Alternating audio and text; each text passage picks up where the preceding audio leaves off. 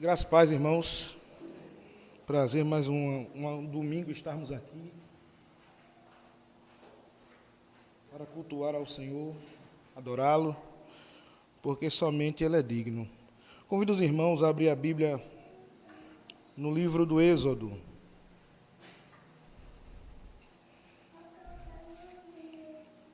Êxodo, capítulo 3.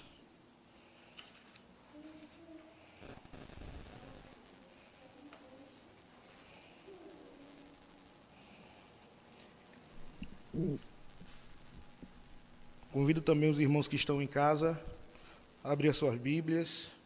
Êxodo 3, versículos de 1 a 6.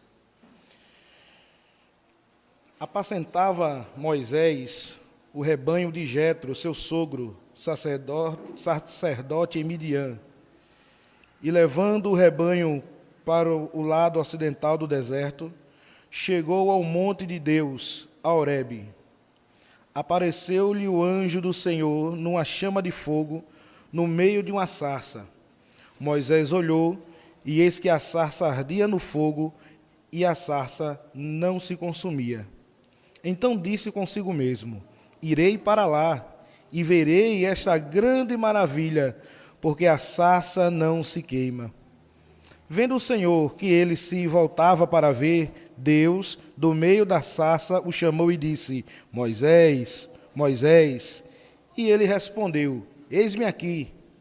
Deus continuou: não te chegues para cá. Tira a sandália dos teus pés, porque o lugar em que estás é terra santa. Disse mais: eu sou o Deus de teu pai, o Deus de Abraão, o Deus de Isaque e o Deus de Jacó. Moisés escondeu o rosto, porque temeu olhar para Deus. Oremos. Senhor Deus, amado Pai, nós te bendizemos, ó Senhor, mais uma vez nesta manhã, e te pedimos, ó Deus, tua graça nesta ministração, nesta exposição, que o teu nome venha a ser glorificado, que a tua igreja venha a ser edificada. É isso que nós te pedimos, em nome de Jesus. Amém e amém. Eu recentemente, essa semana, eu vi uma notícia sobre duas irmãs ucranianas que há 20 anos elas haviam se separado por questões financeiras. Foi necessário que as duas irmãs, uma ficasse lá na Ucrânia e a outra fosse adotada e levada para a Espanha. Devido à guerra, devido aos conflitos que tem havido lá nesses últimos dias, as duas foram forçadas a se reencontrarem. Elas já tinham entrado em contato há 2 anos atrás por redes sociais, já haviam conversado, mas nunca haviam se encontrado de fato. Então, mediante a guerra, o temor, a instabilidade que se encontra ali no território ucraniano, as duas se combinaram, se acertaram e se reencontraram. Depois de 20 anos separadas, aquelas duas irmãs, ainda jovens, na casa dos 20 e poucos anos, elas se reencontraram. E a que saiu da Ucrânia, ela disse algo interessante.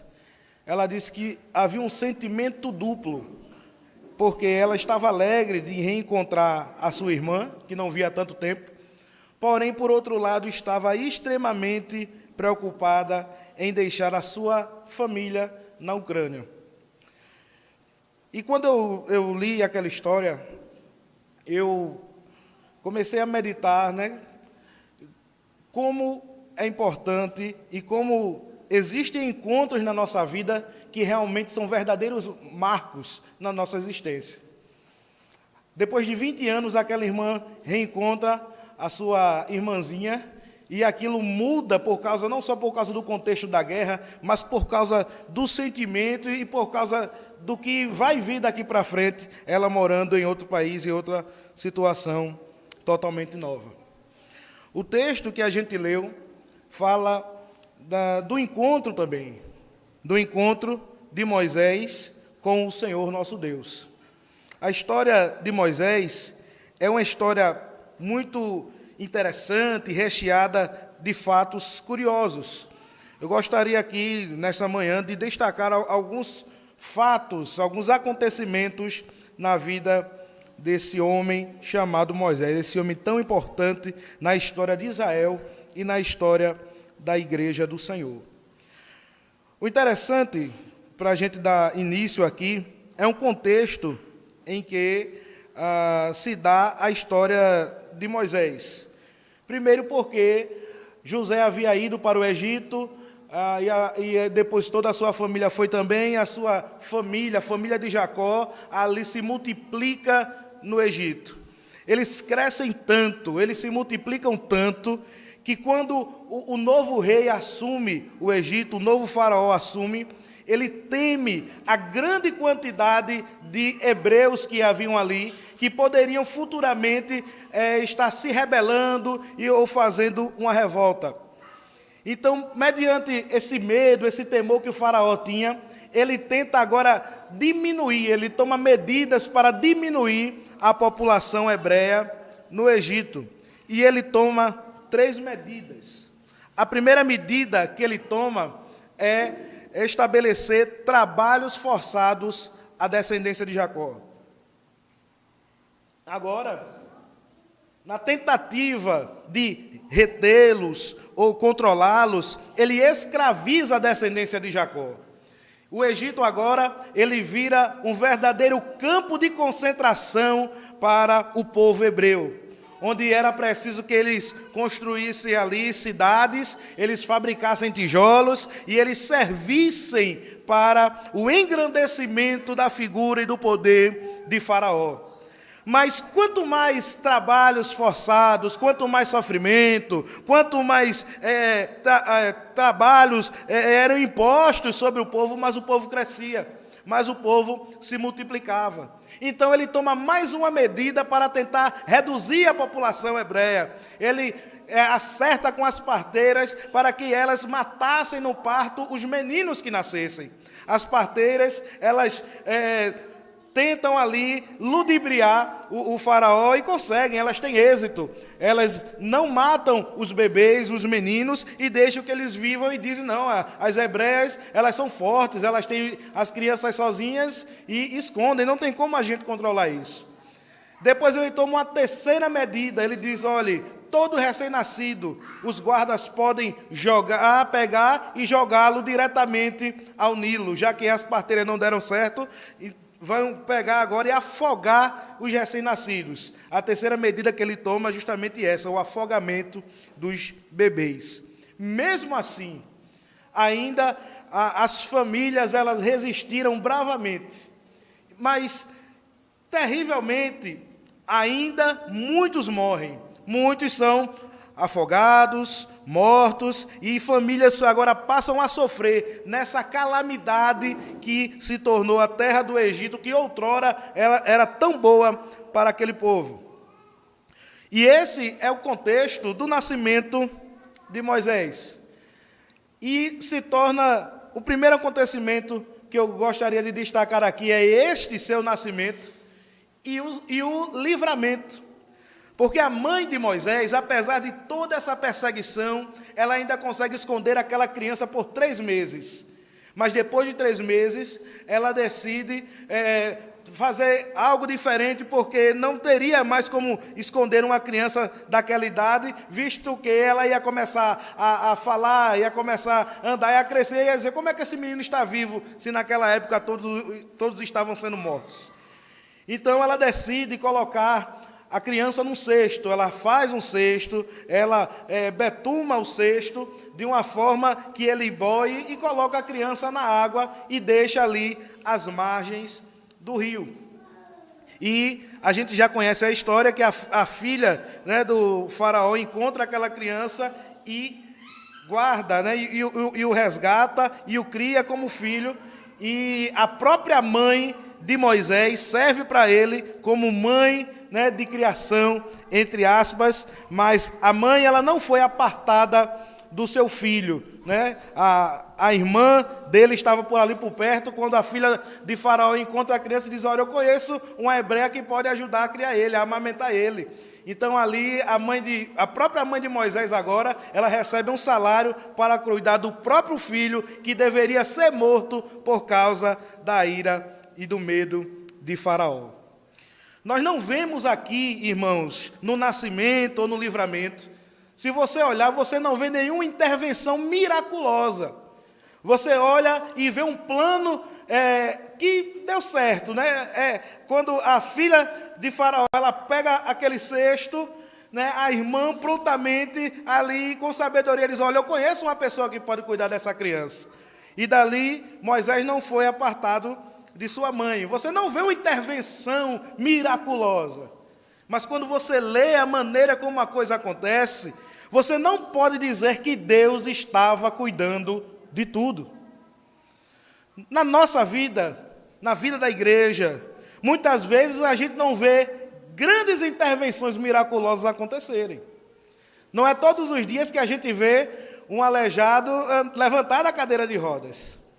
Não é todo dia que a gente vê morto ressuscitar. Não é todo dia que a gente vê pessoas se convertendo. Não é todo dia que na nossa casa acontece aquilo que a gente quer, a nossa família, os nossos parentes. Não é todo dia que um crente recebe uma cura ou ele recebe um livramento de morte. Mas ultimamente eu tenho, infelizmente ou felizmente, né, Jesus tem guardado muitos crentes e a gente tem ido prestar homenagens e apoio a essas famílias, porque Deus ele tem guardado os seus, porque é a sua vontade. Nem sempre há uma intervenção milagrosa, nem sempre há algo espantoso vindo da parte de Deus. Quando nós olhamos essa história, nós não vemos esse tipo de acontecimento sobrenatural, mas nós podemos com certeza observar o cuidado de Deus para com a vida de Moisés. A mãe, ela faz o que acha prudente e Deus abençoa para que tudo dê certo. A graça de Deus, ela está, irmãos, muitas vezes em nascermos, em crescermos, termos o que nos alimentar e em tantos altos e baixos ainda continuarmos firmes na fé e crentes na presença do Senhor. Ele tem zelado pela sua criação, Ele tem cuidado da sua igreja, Ele tem cuidado de você. Os milagres não podem ser vistos todos os dias, mas o cuidado dele sim. Ele tem guiado, ele tem cuidado. Existe um propósito na maneira como as coisas acontecem e como as coisas são guiadas. Queria aquela mãe colocar o seu filho dentro de um cesto e deixá-lo no rio? Queria aquela mãe ter que se desfazer daquela criança numa situação de perseguição como aquela? Mas Deus já sabia que havia a filha de Faraó na beira daquele rio e que aquilo ia ser para a glória do nome dele. Às vezes não observamos, enxergamos a sequência dos fatos, mas Deus sabe muito bem como trabalha e como opera. O nascimento e o livramento. Esse é o primeiro momento marcante na vida de Moisés. O segundo momento marcante, irmãos, é o momento que ele comete um crime. Está em Êxodo 11, capítulo 2, verso 11 e 12. Êxodo 2, 11 e 12.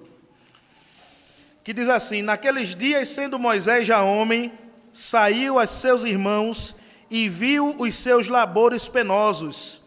E viu que certo egípcio espancava um hebreu, um do seu povo. Olhou de uma e de outra banda, e vendo que não havia ali ninguém, matou o egípcio e o escondeu na areia. Saiu no dia seguinte, e eis que 2 dos hebreus estavam brigando, e disse ao culpado: por que espancais a teu próximo? O qual respondeu: quem te pôs sobre príncipe e sobre juiz sobre nós? Pensas matar-me como mataste o egípcio? Temeu, pois, Moisés e disse: com certeza o descobriram. Moisés, ele sabe que havia algum propósito na sua existência. E ele sabe que, de alguma forma, ele contribuiria para a libertação do seu povo. É isso que a gente vê lá em Atos 7, 23 e 24.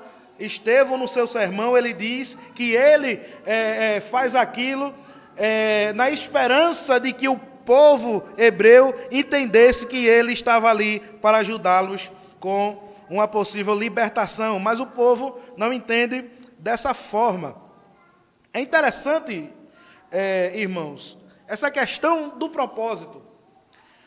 A Bíblia ela começa dizendo que no princípio criou Deus os céus e a terra. E isso não está ali aleatoriamente. Para os pagãos, tudo tinha sido criado pelo acaso.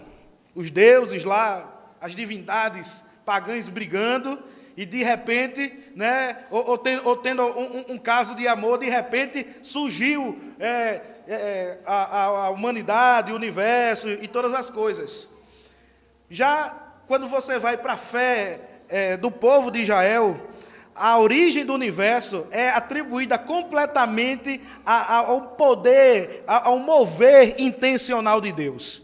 Fica exposta ali a intencionalidade do Senhor a criar todas as coisas com um propósito, e nessas coisas Ele se alegra.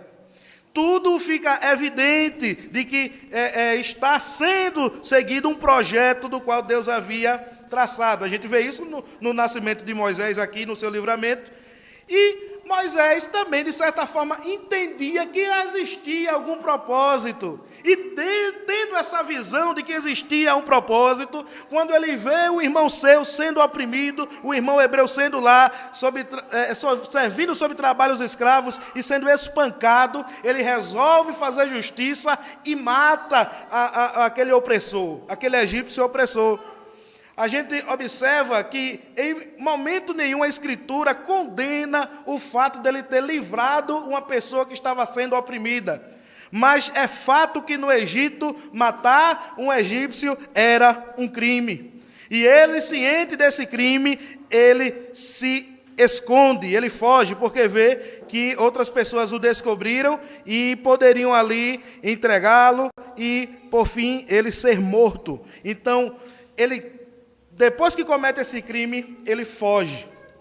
Nós vemos aqui que ele entende um propósito e ele tenta cumprir do seu próprio jeito, da sua própria forma, seguindo a sua própria orientação, aquele propósito.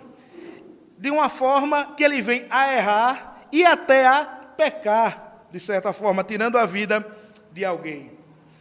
Da mesma forma, irmão, se nós tivermos em mente que a nossa vida tem um propósito, e nós tentarmos nos guiarmos dentro desse propósito, sem a orientação, sem o respaldo da palavra de Deus, sem estar dentro daquilo que Deus quer para nós, nós cometemos o risco de errar. Nós cometemos o risco de pecar, corremos o risco de pecar contra o Senhor.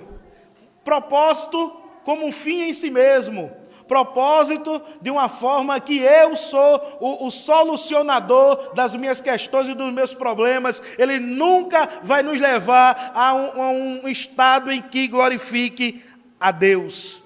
E agora este homem, ele foge envergonhado. Ele foge com culpa de quem havia cometido um crime. Ele cai do status de príncipe para o estado de um homem fugitivo da justiça daquele próprio lugar onde ele estava ali estabelecido como uma autoridade. Propósito como um fim em si mesmo. Propósito como um objetivo do qual eu não preciso, talvez, de um agir de Deus ou um mover de Deus para estar levando ele ao seu cumprimento. Este crime ele foi marcante na história de Moisés, porque ali leva a ele a sair, a fugir do Egito e está ali habitando no deserto. Isso ele tinha 40 anos de idade. Porém, meus irmãos, nosso Senhor, Ele tem um momento certo de agir. Ele não faz todo dia. Ele não opera miraculosamente, não intervém de forma que todos possam ver, talvez, ou mesmo que a gente não tenha sensibilidade suficiente para ver ele agir. Mas chega um momento em que ele entra de forma onde não tem como deixar de ser percebido o seu agir. E, neste momento, no texto em que nós lemos, no capítulo 3 em diante, a gente observa este encontro inesquecível de Moisés com o Senhor. A palavra diz que apareceu-lhe o anjo do Senhor numa sarça, Êxodo 3:2. Apareceu-lhe o anjo do Senhor numa chama do fogo no meio de uma sarça. Sarça é uma vegetação comum no deserto. Ela é verde, depois seca e às vezes chega até a pegar fogo sozinha lá. Por causa da sequidão e do calor do sol, ela entra ali em combustão. E isso é uma coisa normal, isso é uma coisa natural. Mas o que Moisés viu naquele dia era diferente. Ele viu uma sarça, como tantas vezes é visto no deserto, pegando fogo, mas essa sarça, ela não se consumia, ela estava no seu perfeito estado. E aquilo chama a atenção dele, e ele caminha para lá, ele diz, eu irei para lá e verei esta grande maravilha. Ele se sente atraído por aquele momento, por aquele acontecimento, e se dirige até mais próximo daquela sarça para ver de perto. Da mesma maneira, meus irmãos, nós também somos atraídos pelo Senhor.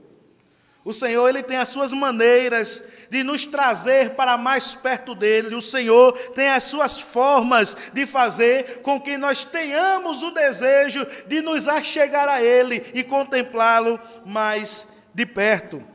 O Senhor, Ele deixa evidente com esse relato aqui na Escritura, de que não somos nós que temos o desejo natural de nos aproximar dEle, mas Ele provoca em nós a curiosidade, a vontade, Ele nos atrai com o seu elo de amor para junto de si. Imagine-se nós em momentos de fraqueza, imagine-se nós em momentos de instabilidade espiritual, nós no nosso próprio estado, o que é que a gente, se dependesse da gente, nos reaproximarmos de Deus? Estaremos definitivamente separados do Senhor. Estaremos mortos, irmãos, de uma forma irremediável. Mas graças a Deus, que um dia antes, se em algum momento estivermos longe, distante do Senhor, Ele nos atraiu.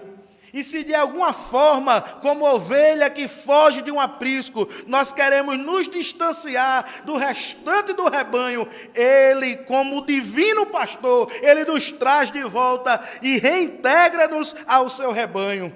A Bíblia diz, o próprio Senhor Jesus diz, que a ovelha conhece a voz do seu pastor. Quando o pastor está no pasto, os rebanhos misturados, mas ele faz o sinal, ele chama a ovelha de volta. Cada ovelha ali, ele vai seguindo a voz daquele pastor. O Senhor, irmão, por meio da sua palavra, quando Ele fala por meio da pregação, da exposição, Ele está nos atraindo de volta para o lugar onde nós saímos. Se nós deixamos de andar na sua vontade, o Senhor Deus, Ele nos chama de volta para fazermos na sua divina vontade. Moisés estava há 40 anos no deserto, fugitivo, escondido, mas o Senhor Deus chegou lá para chamá-lo de volta a um propósito que tinha sido estabelecido antes mesmo de Moisés nascer. O propósito de Deus em nossas vidas, ele já existia, e o Senhor, ele nos chama sempre de volta à sua vontade. Quando Moisés escuta o Senhor falando, Deus fala no meio da sarça, Moisés, Moisés. Quando ele fala Moisés, Moisés, ele já chama Moisés pelo nome, chama 2 vezes, demonstrando intimidade, Moisés, Moisés. Ele conhecia aquele homem do deserto. Ele sabia por que aquele homem tinha chegado ali. Ele sabia quem aquele homem tinha sido. Ele sabia quem aquele homem, como aquele homem tinha nascido e como tinha recebido o livramento. Deus sabia, irmãos, ele via até aquele homem, Moisés, informe no ventre da mãe dele. Ele conhecia aquele homem como ninguém.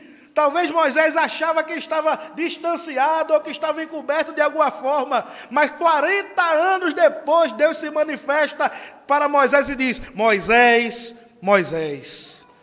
Ele conhece os seus, ele conhece a sua igreja. Eu sempre digo que João, em Pátimos, ele vê Jesus andando no meio dos 7 castiçais de ouro. Ele está, irmãos, né, no meio da sua igreja. Ele conhece-nos, ele sabe exatamente quem nós somos, o que fazemos e o que seremos no dia de amanhã. Não tem ninguém que nos conheça melhor do que ele.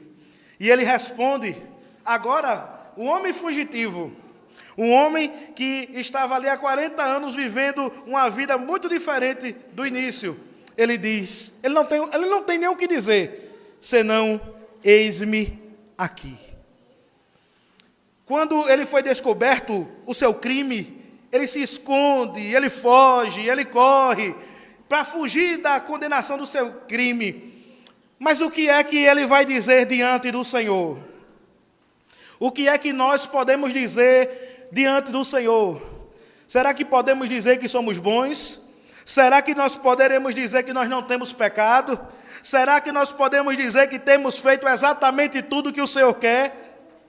Ou será que simplesmente nós podemos nos apresentar com todas as nossas falhas e defeitos e dizer: Senhor, eis-me aqui, Tu me conheces, Tu sabe quem eu sou, Tu sabe que eu tinha tudo para estar num lugar melhor hoje, mas eu caí, e eu preciso reconhecer isso. Eis-me aqui, Senhor.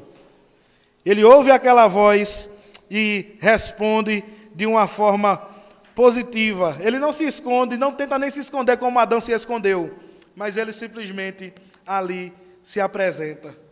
E Deus dá um aviso a ele. Deus diz assim: olha, não te chegues para cá, tira a sandália dos teus pés, porque o lugar em que estás é terra santa.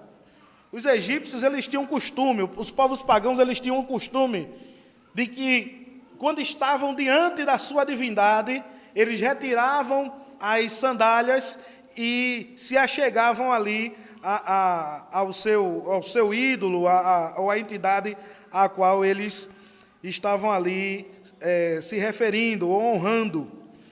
Da mesma forma, o Senhor Deus, ele deixa claro, ele diz, ele avisa primeiro, é um aviso na verdade: Moisés, Moisés, ele diz: eis-me aqui, ele diz: olha, não te chegues para cá, porque o lugar em que estás é terra santa. O Senhor, nesse contato, nesse relacionamento que ele inicia com Moisés, ele deixa logo claro a sua santidade. Ele deixa logo claro que havia uma separação entre ele e Moisés. Olha, não te chegues para cá. Quando Israel estava no deserto, que olhava para o arraial, ele via uma construção que, na verdade, era desmontável, era uma tenda um pouco maior. E ele via que aquela tenda, ela havia um cercado ao redor dela, branco, né, como foi projetado para ser branco. E quando Israel olhava, que via as tribos espalhadas, e diante dela ali, aquela construção, né, aquela tenda maior, com aquilo branco, ela lembrava que ali era onde o Deus Santo se manifestava. E havia somente uma porta, né, onde aquele lugar que era chamado de tabernáculo. Eles não poderiam entrar, apesar de ser um lugar para o uso de todo o povo. Os sacerdotes ministravam ali, mas era um lugar onde beneficiava toda a nação. Eles só poderiam entrar por uma única porta, e ainda assim uma porta estreita. Havia uma separação no tabernáculo, havia uma divisória entre onde Deus se manifestava e onde o povo habitava, lembrando que, apesar de Deus se manifestar no meio do povo, ele ainda era um Deus santo. Havia uma separação, e ele estava ali por misericórdia, ele estava ali por graça, era o Deus Santo, imaculado, se manifestando no meio de homens pecadores.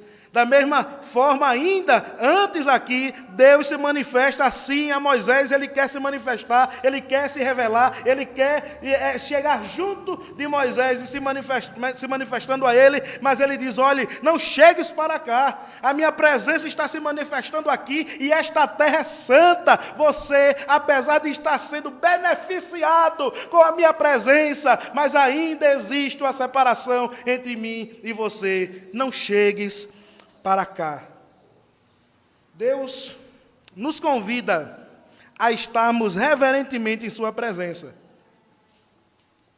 Mas tem uma diferença.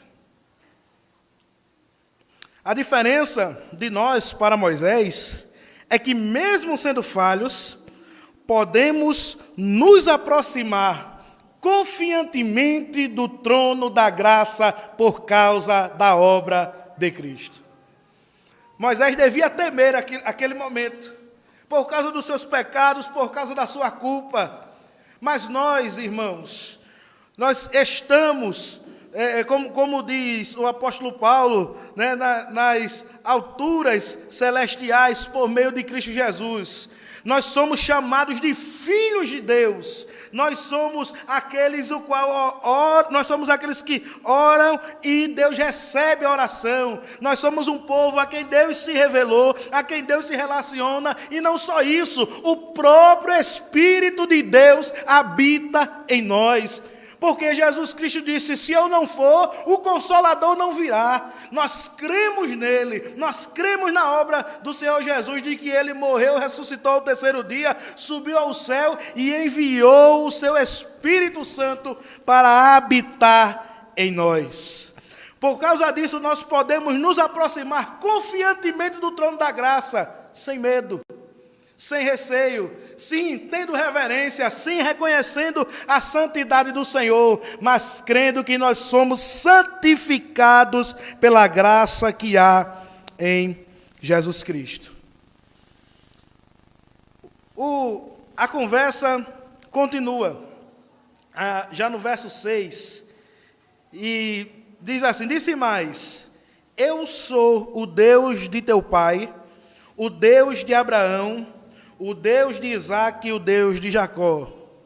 Moisés escondeu o rosto, porque temeu olhar para Deus.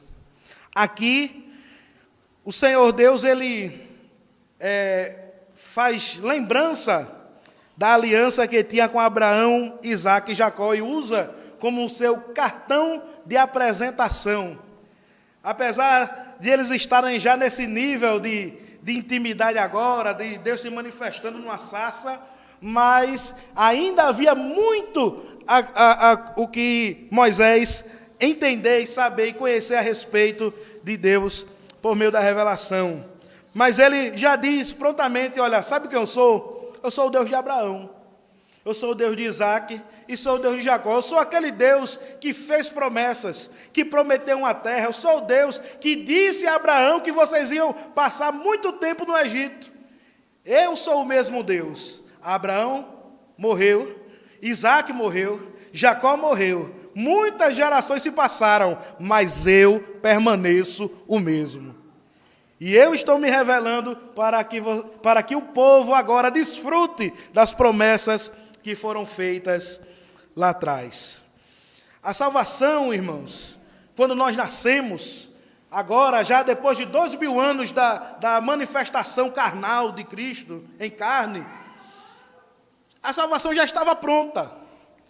A salvação ela já estava lá. Nós nascemos, Cristo já havia morrido, ressuscitado, já tinha enviado do seu Espírito, só faltava tão somente agora a gente crer, mas já estava pronto.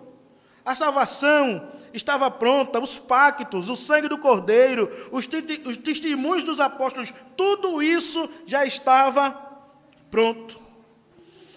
E o Senhor, quando ele agora, nessa interação dele, Moisés, por meio desse relato, o Senhor nos convida para que olhemos para ele por meio da obra realizada no Calvário.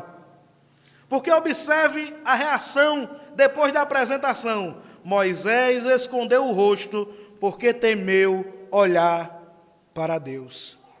Ele ainda se relaciona com Deus numa relação de medo, porque temia perecer diante da santidade do Senhor. Como eu já falei, por causa do que Cristo fez, nós não precisamos ter medo. Medo no sentido de sentir terror por causa da presença de Deus. O convite do Senhor é para que olhemos para Cristo. No deserto, o povo foi instruído a olhar a serpente de bronze para que fosse curado. Eles estavam ali sofrendo do ataque das serpentes, ali sofrendo de enfermidades. Então Deus manda que se fizesse uma serpente de bronze, quem olhasse para a serpente de bronze ia ser curado. Hoje, nós somos convidados, irmãos, nessa manhã de domingo, a olhar para Cristo e para a obra que Ele realizou. Nós somos convidados a olhar com a ajuda do Espírito Santo e sermos sarados e restaurados pelo Senhor. Meus irmãos, Deus, como na chama, naquele dia, Ele nos convida a estar perto dEle. Ele nos convida a nos aproximarmos dEle e nele encontrarmos o propósito. O propósito da nossa vida sem Deus não faz sentido. Mas quando nós estamos nele, tudo faz sentido. Até mesmo os momentos maus, até mesmo os momentos ruins, até mesmo a nossa falta de compreensão a respeito de determinado assunto faz sentido. Porque se a gente não sabe, Ele sabe. Se a gente não pode, Ele pode. E nisso a gente descansa. Ao nos relacionarmos com o Senhor, nós temos a alegria e a ousadia de não temer diante da sua presença, mas estarmos alegres e vibrantes na presença do Senhor. As nossas reuniões são reuniões cheias de alegria, são reuniões cheias de celebração por causa do que Cristo fez. O medo e a separação caíram por terra. A separação era o pecado. A separação era as nossas práticas, as nossas más obras. Mas o Cordeiro de Deus veio e tirou o pecado do mundo. Então nós podemos nos alegrar no Senhor, nesse relacionamento que é mediante o pacto de sangue do Senhor Jesus. Que nós possamos descansar nele e crer, irmãos, que nós não seremos fulminados pela sua presença, mas que seremos diariamente restaurados por ela. O nosso dia, a nossa semana é Conecte cheia, conosco, acesse nossas redes sociais e seja edificado com mensagens da Palavra de Deus. Siga-nos através do YouTube, Instagram e Facebook. Igreja Presbiteriana. Estruturar a nossa crença e a nossa confiança no pacto da obra do Senhor Jesus. O Senhor, Ele possa nos ajudar nesta missão e neste propósito. Depois, irmãos, deste encontro e dessa apresentação inesquecível, Moisés foi apresentado agora a sua missão. Não podemos iniciar, desenvolver ou concluir a missão sem que antes tenhamos um encontro genuíno com o Senhor. Que possamos ser inflamados pelo fogo do alto, que transmite a glória de Deus, mesmo sendo fracos, e ainda assim não somos consumidos por causa da imensa misericórdia do Senhor. Que tenhamos consciência desta misericórdia que é sobre a nossa vida. Que tenhamos alegria. Você está vivo, você está de pé, você está crendo no Senhor, porque Ele restaurou, porque Ele te convidou, te chamou para você estar perto dEle. É um dia de alegria, é um momento de celebração. Que Deus abençoe os amados irmãos.